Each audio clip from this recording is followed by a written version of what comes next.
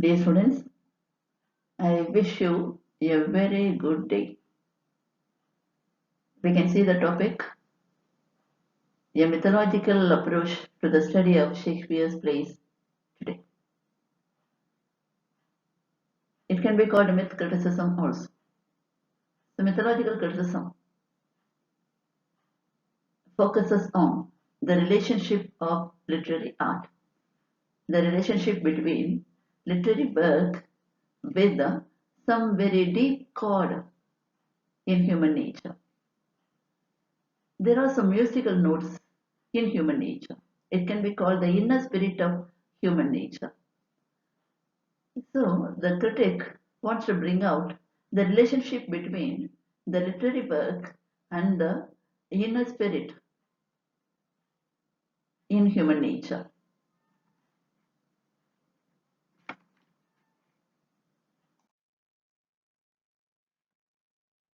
Myths symbolize people's hopes, values, fears, and aspirations. Because these cannot be expressed as such, the writer needs some symbols to project the hopes, values, fears, and aspirations of people. Aspirations are their desires, their wishes that could be fulfilled in future. Myths should not be considered mere stories. They are more than stories on Greek and Roman gods, deities. So we can see some definitions given by great personalities like Mark Scola. According to him, myth is fundamental. It is the basic of human life. And what does myth do? It represents our deepest instinctual life dramatically. So everybody has this life. So it brings out, it picturizes the instinctual life of every man, every human being. Alan Watts has written about myth in his Myth and Ritual in Christianity. And what has he said of myth? And he says human beings regard myths as demonstrations of the inner meaning of the universe and of human life. So they demonstrate, mythological stories demonstrate, describe the inner meaning of the universe, not only of the universe, but also of human life. Myth critic doesn't bother about the contemporary history. He is interested in prehistory. It is he goes beyond the human history, and he deals with the prehistory and the biographies of gods, not biographies of man.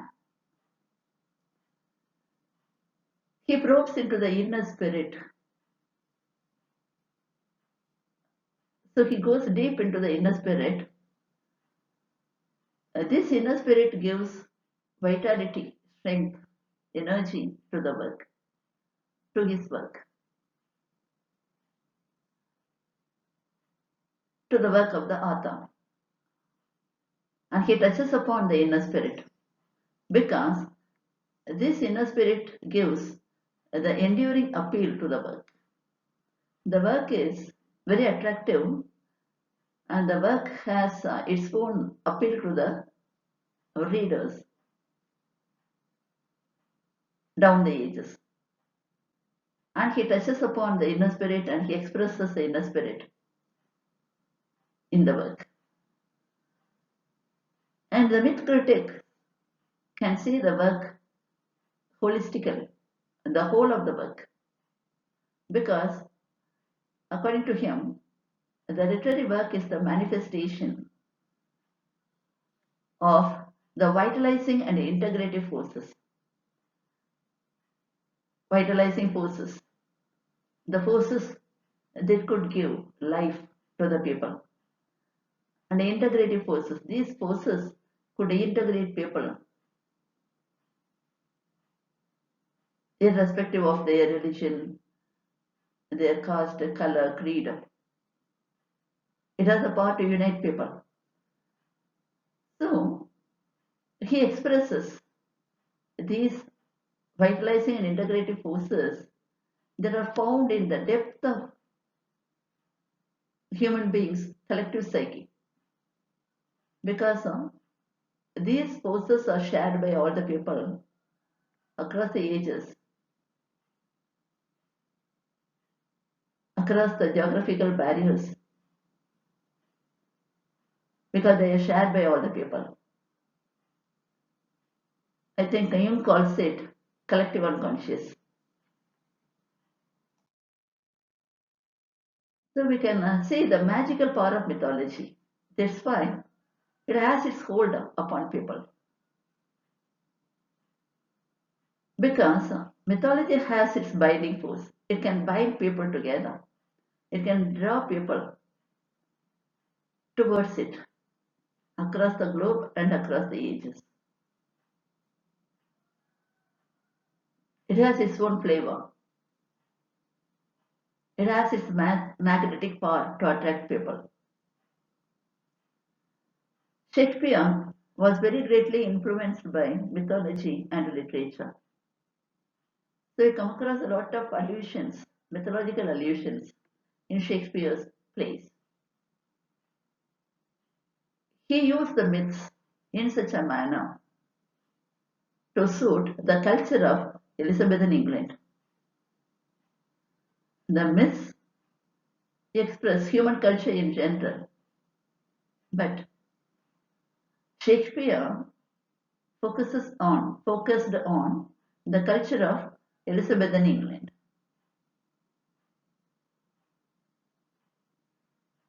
As he did so, he could expose how myths were used and interpreted in his age. Through the use of mythology, Shakespeare could bring the cultural history and a sense of heritage to his plays. He brought out the cultural history and heritage of England through his plays. He used mythology as a means, as a device, to expose social political state of England. He did not use mythology for its own sake. He wanted to expose the social and political state of England, not directly, but through the mythological allusions. And also, he discussed the issues that disturbed the contemporary patriarchal society of Elizabethan England. We can see some examples from some of the plays of Shakespeare. The characters in A Midsummer Night's Dream could be taken as a good example for Shakespeare's use of mythology in his plays. So many characters in the play, in A Midsummer Night's Dream, are taken straight from mythology. So we have Theseus and Hippolyta in the play. Theseus was the Duke of Athens and he was engaged to Hippolyta as given in mythology.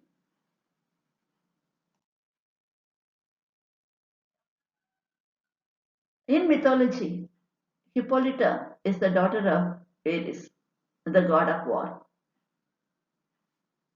and she is the queen of the Amazons, a race of female warriors.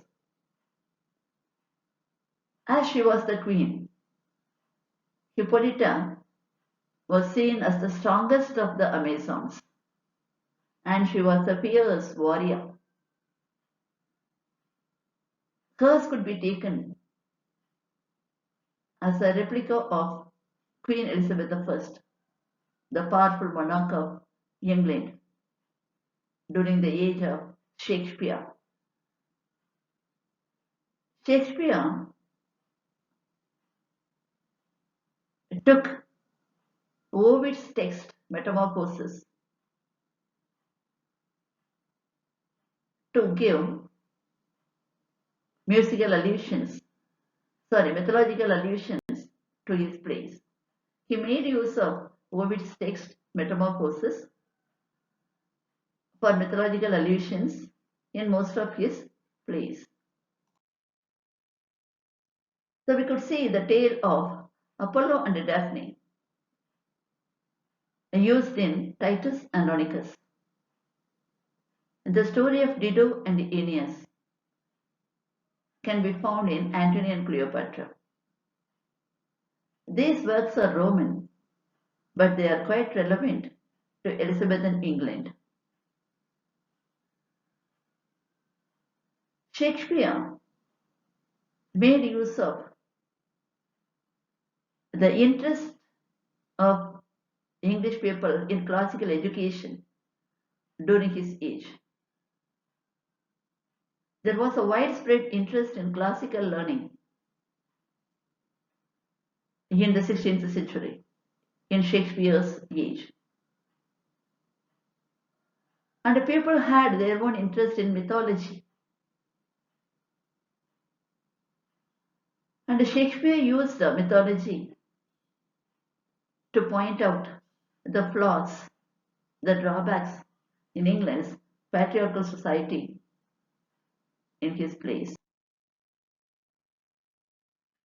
The Greek poet Homer was honored by Elizabethan and Jacobean England because of his views on civic values, the values that could be followed by all the people, by the administrators as well as the common people. And he pinpointed the ideals, and the ideals that he took from mythology. These ideals are predominantly masculine in character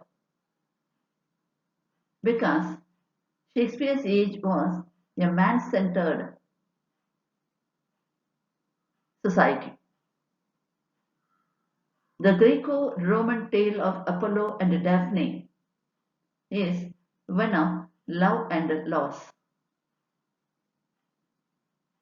We see in the mythological story Apollo chasing Daphne down until she was entirely tired to run anymore. Her father, Paeneas, helped Daphne by changing her into a laurel tree. Even after she became a tree, Apollo couldn't forget her. He felt love for the tree and admired it.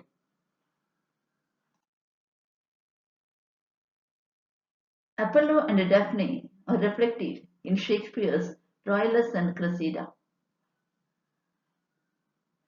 It projects the idea of emasculation. It is impotency. And this idea is suggested through man's loss of power and courage due to women's influence on men. When men allowed to be ruled by women, when they allowed themselves to be ruled by women, they lose their power and they get emasculated. According to these were the ideals practiced in Shakespeare's time. Troilus did not want to go to war with the Greeks because of his love for Cressida. We could find the English ideals expressed through the behavior of Troilus. Though he was a great warrior, he couldn't participate in the war, Trojan War, because of his love for the beautiful Cressida. Cressida rejected Troilus in the beginning, but later she also fell in love with him. But life was not favorable to them. On demand from the Greeks, Cressida was given to the Greek as a gift and a peace offering from Troy, because Helen of Troy refused to go back to Greece. And so the Greek demanded Cressida as a gift, because in those days women were considered as objects.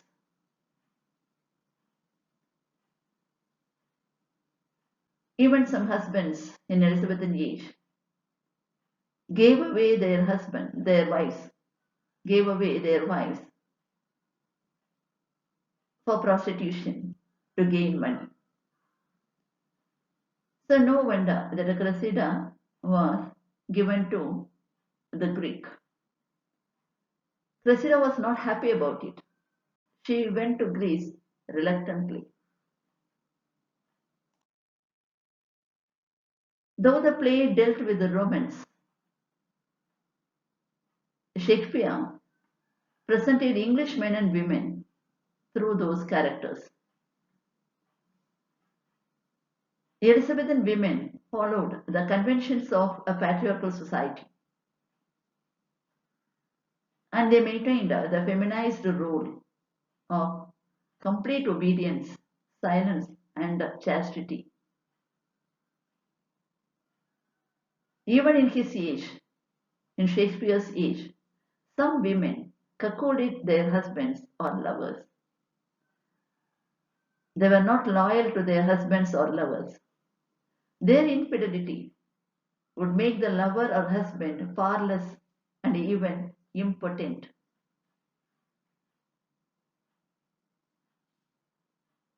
Though Troilus, like lustful Apollo, secretly followed Cressida, but he found her flirting with Demetrius, and his heart was broken and he returned. So it is given as an example for the infidelity of a woman to her lover. So next we can see the mythological characters Dido and Aeneas in Antony and Cleopatra. They could be identified with Antony and Cleopatra. Aeneas left Dido on the shore of Carthage. Aeneas had to go away from his country, and when he met Dido in Carthage, he loved her. But on call, he had to go back from Carthage. He had to go away from Carthage. And Dido couldn't bear with the separation from Aeneas. She was found singing a song as picturized by Shakespeare on the shore of Carthage with a branch of willow tree in her hand, willow branch in her hand. Antony also deserted Cleopatra and left her in Egypt to marry the sister of Augustus Caesar. Aeneas did not go back to Dido, but Antony returned to Cleopatra. Antony's voluptuousness, his lust, empowered Cleopatra, and he was ruled by her. Antony was a very great warrior, and he was admired by his own soldiers. Such a great man was ruled over by Cleopatra. Canidas said, "So our leader is led, and we are women's men. Antony was weak, and so was his crew. When the leader was weak, it would infect his soldiers. Towards the end, Antony asked Eros to kill him. Eros couldn't do because he loved Antony that much, and he killed himself before his master in one fell swoop.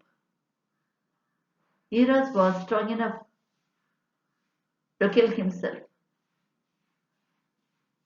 by falling on the sword.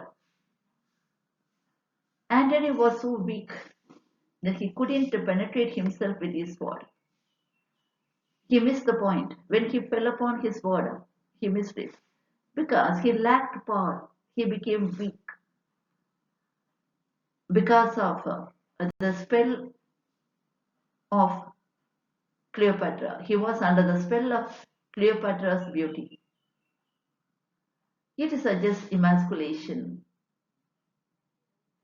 He had to fall upon his sword the second time to kill himself.